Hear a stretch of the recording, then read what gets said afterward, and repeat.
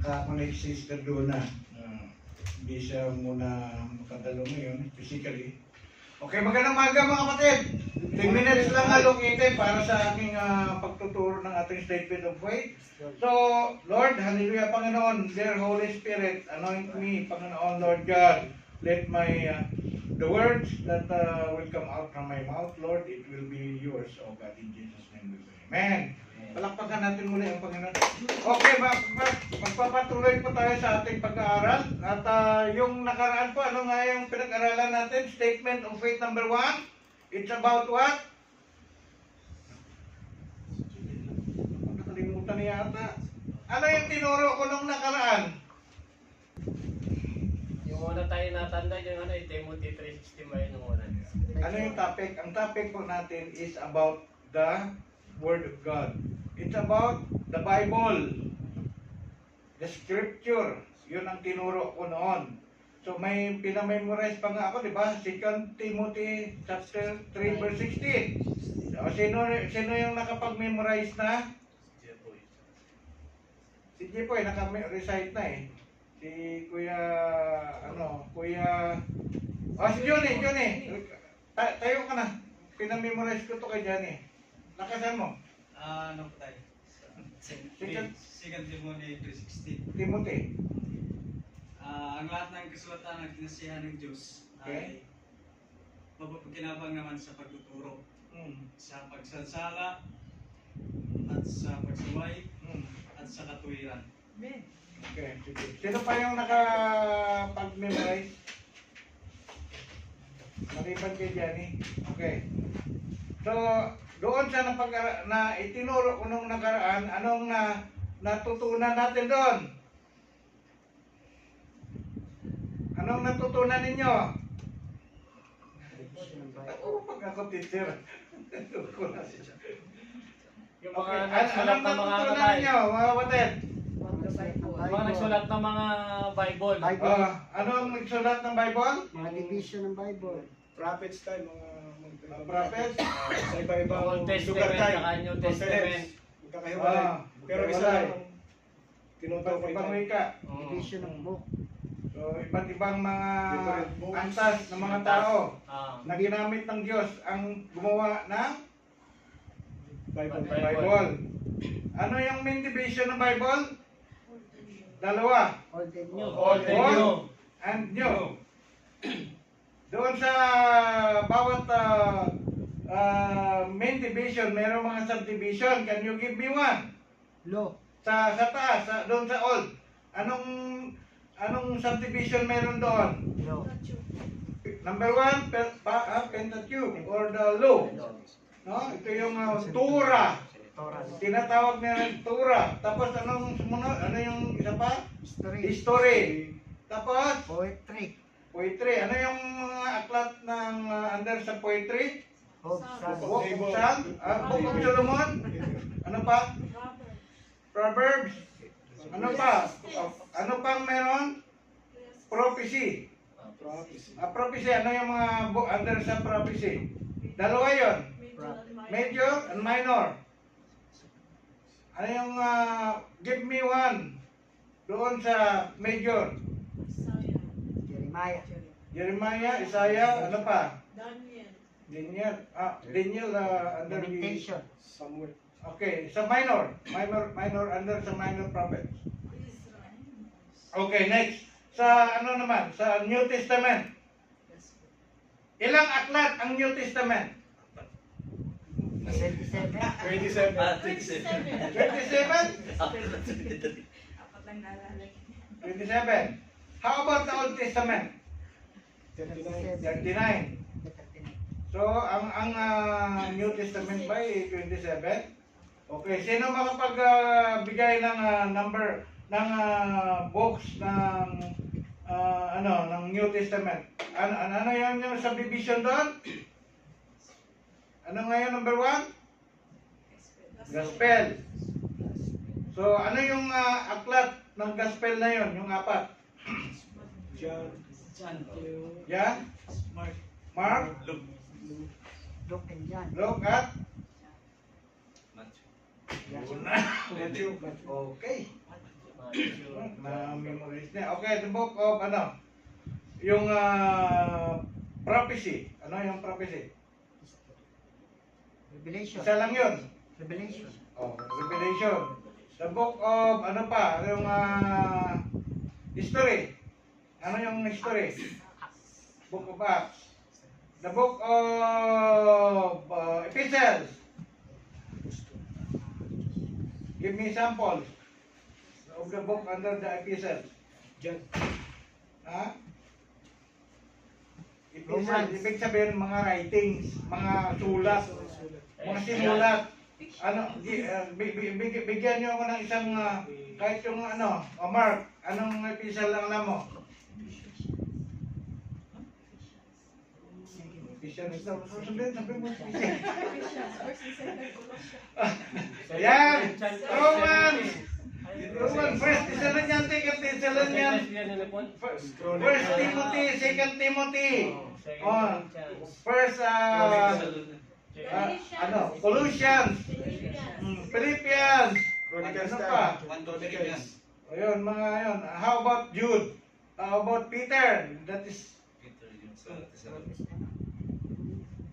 okay, general epistles yung mga yun, no? Okay, next, mga kapatid, sa araw nito, kasi nire-review ko lang mga kapatid, gusto kong siguruhin na mayroon kayo natutunan. So doon sa pag-aaral natin, we are convinced that the Word of God, the Bible, is not done by the will of man. Hindi ito ginawa ng tao, hindi ito gawa-gawa ng tao, kundi ito ay gawa ng Diyos. Dahil ang mga tao na sumulat nito, mga prophets, no, mga writers, sila po ay kinasihan ng banal na espiritu. Ang banal na espiritu ang nag-influence sa kanila upang isulat nila na itong scripture na ito, kaya walang nagko-contradict, no? So, ito ang so we are now convinced that really the word of God is authentic, na galing ito sa Diyos, na dapat nating paniwalaan. Kaya ang TCFIM naniwala ng Biblia na ito ay salita ng Panginoon, salita ng Diyos. So ano nga yung sa 2 Timothy 3:16? All scripture is inspired, given by God, profitable for what? For doctrine, for reproof, for correction, for instruction of righteousness. Ngayon, dito po tayo sa doctrine, no? Ito yung gagamitin natin. Gagamitin natin ang aklat ng Panginoon or salita ng Panginoon, the Bible, for our statement of faith, no? Sa pangalawa, kaya dito natin, ito yung pinakababasihan po natin para sa ating mga susunod na mga statement of faith. Kaya inuna ko ang Word of God kasi yun ang magiging reference natin. So sa statement of faith number 2, tayo po ay, we believe in one God, okay? He is the creator of all things, eternal, infinite, perfect, and manifested in three persons, as the Father, the Son, and the Holy Spirit. So we believe in one God. No, TCFIM believe in one God only, no? And then ito ay sinasabi ni doon sa Deuteronomy chapter 6 verse 4. Hear, O Israel, the Lord our God, the Lord is one. No? Ito yung nakasulat doon. So, ang TCFIM, ang pananampalataya dito sa ating iglesia, tayo po ay sabing monotheistic, no? Anong monotheistic? Ang monotheistic means the belief that there is only one God. Ang paniwala, sa Tagalog pa, ang paniniwalang iisa lamang ang Diyos. Tayo naniwala, isa lang ang Diyos, no? Pero mamaya, sa susunod natin, pinahuli ko yung katuruan tungkol sa Trinity. No? Baka kasi, kailangan may turo yun para hindi kayo malito. Hindi kayo makonfuse. So, So ano yung mga ang Diyos natin pinapaniwalaan? Ano ang Diyos natin pinaniwalaan ay Diyos na mga buhay. Sinabi ni Jesus Christ, ngunit ito nakipag-discussion sa mga Diyo. No, kasi may mga Diyo doon na nagtanong tungkol sa pag namatay daw ba ang tao, mag-asawa pa muli. At pag magkaroon ng resurrection, pagkatapos ng resurrection, magkaroon pa ba ng pag-asawa, panganak, ito yung paliwanag ni Jesus Christ. Ngunit sabi niya, ngunit tungkol sa mga patay na sila'y mga ibabangon, hindi baga ninyo nabasa sa aklat ni Moses tungkol sa mababang punong kahoy, ito yung bas, no? Na nasusunog, no? Kung paanong siya ay kinausap ng Diyos na sinabi niya, sino ba yung ating Diyos na sinasamba? Ito po yung Diyos ni Abraham, at ni Diyos ni Isaac, at Diyos ni Jacob, no? Ito yung Diyos natin na sinasamba, no? So, sinabi ni Jesus Christ sa verse 27, hindi siya Diyos na mga patay, kundi Diyos siya ng mga buhay. Oh. So, kaya sabi niya doon sa mga Diyo, nagkakamali kayo sa inyong paniwala. No? So, ang Diyos natin ay Diyos na mga buhay. Ang Diyos na sinasamba natin, kinikilala po natin, pinanampalataya natin. Diyos na mga buhay. Hindi siya Diyos na mga patay. Tayo ba ay mga buhay o patay? Amen. Tayo mga Diyos na mga buhay. Diba?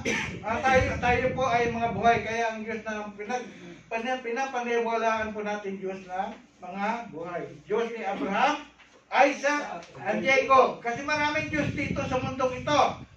No? Yung mga Diyos na mga pagano, mga Diyos tundo, mga Diyos-Diyosan.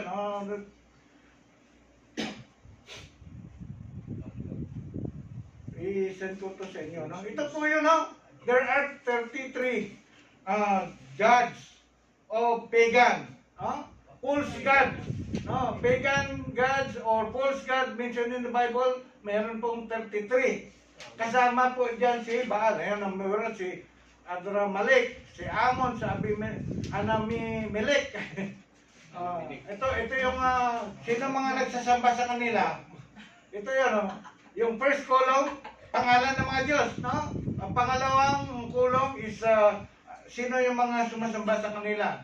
Andiyan yung tingnan natin yung sa kay Baal. Famous ito si Baal eh. Number 7. Ang si Baal ay sinasamba ng mga taga-Syria, taga-Punisya, taga-Kanaan. No? Sa Kanaan, maraming mga Diyos-Diyosan diyan, mga false god. Meron din yung sinasamba nila na si Asturit, no? Ayan, no? Ito yung third column is the reference kung saan nyo makikita, matatagpuan sa scripture, no?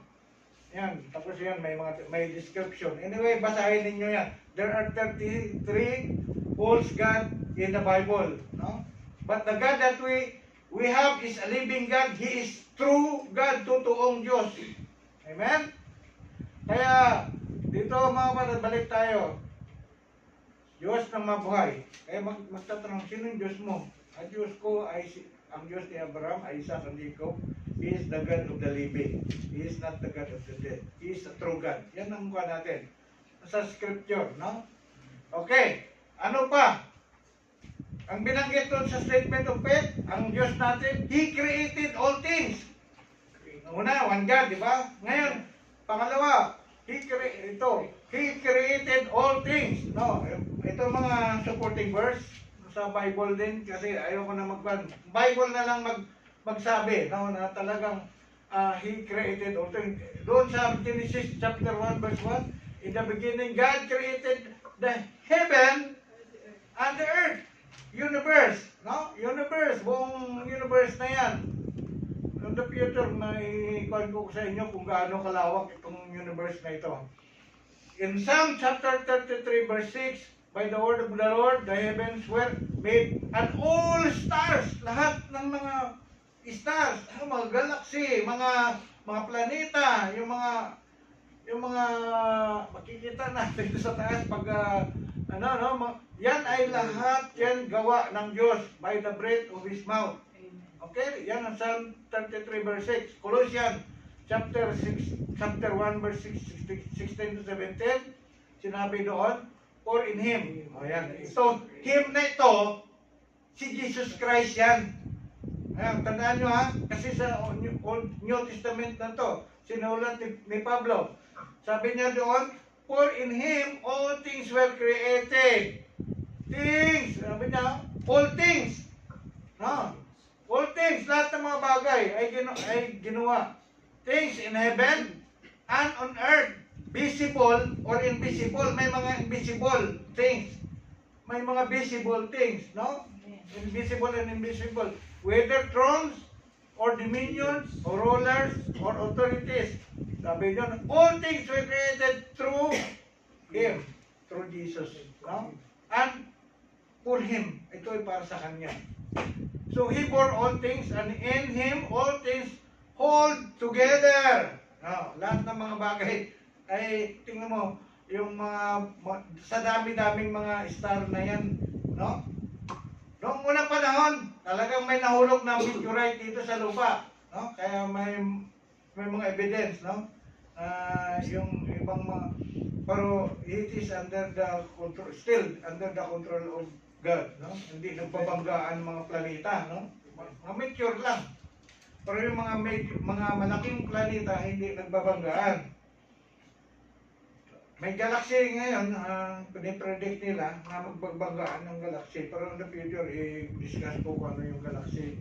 No? Universe, ang pinaka sa lahat yon, ang kalahatan yon. Under the universe, there are galaxies, billion of galaxies, and billion of stars. No? And in Proverbs chapter 16 verse 4, nabi doon, the Lord had made all things for Himself. Yea, even the wicked for the evil, for the day of the evil. Okay. Tandaan po natin, what is evil? Evil is in the absence of good. No? Kapag gumawa ka ng good, that is not evil. Pag walang good, it is evil. Amen. Okay? Nehemiah chapter 9 verse 6, you alone are the Lord. You created the heavens, the highest heaven with all their hosts, the earth and all that is on it, the seas and all that is in them. You give life to all things. Ayan, to mga living things. Ang nagbigay, ang Diyos ng buhay sa mga halaman. Ano yung mga living things? Tayo, di ba? Mga hayop, tayo, tsaka mga tanim. Yan ang mga living things. Okay? You give life to all things, and the house of heaven worship you. Okay, sa Acts chapter 17 verse 24, the God who made the world and everything in it is the Lord of heaven, and earth does not live in temples.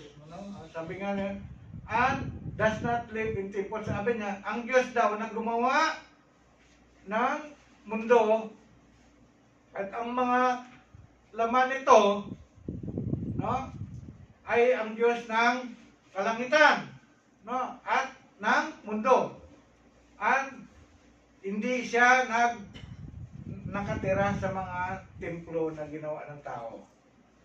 No, nung panahon ni Moses, nung sa tabernacle, bumababa lang siya. Ba't hindi siya nanatili doon?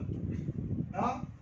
Okay. Revelation chapter 4 verse 11, sinabi din doon, worthy are you, O Lord and God, to receive glory and honor and power. For you created all things. Ayan, no? Yan ang nagsusupport, no?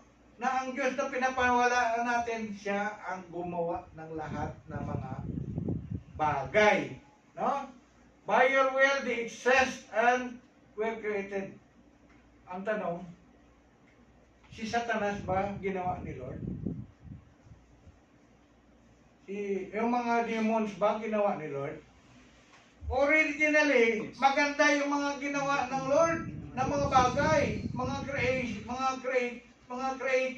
mga angels, wala pa noon, wala pang Satanas, wala pang mga evil. Kaso lang, nung nagkaroon ng ambition,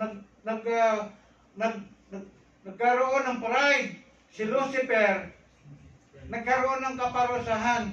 Kaya yun, ginawa siyang pangit. Ginawa siyang hindi na beautiful. Pinaka-beautiful angel sa heaven. Kasi nag-rebellion siya eh. So yun, kaya nagkaroon po ng yan ang consequence ng kanyang ginawa. Kaya nagkaroon ng Satan. No? Dati Lucifer naging Satan. Sabihin mo na kung 10 minutes na ha? 10 minutes na po. 10 minutes, okay. So, isang ano lang ang tinalakay po natin na ilan yan?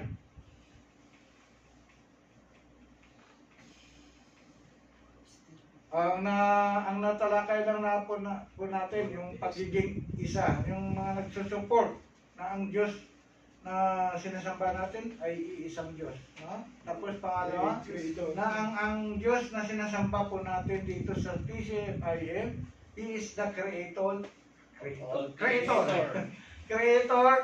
of all things. So, ang susunod natin itatalakayin that God, the God that we worship is eternal, infinite, perfect, and manifested in Trinity. Yan, tuturo ko na yung tungkol sa Trinity. No? Okay? So hanggang dito lang, mag-stick tayo sa oras. Okay, finish or not finish, pass your paper. Thank you, Lord. Yes.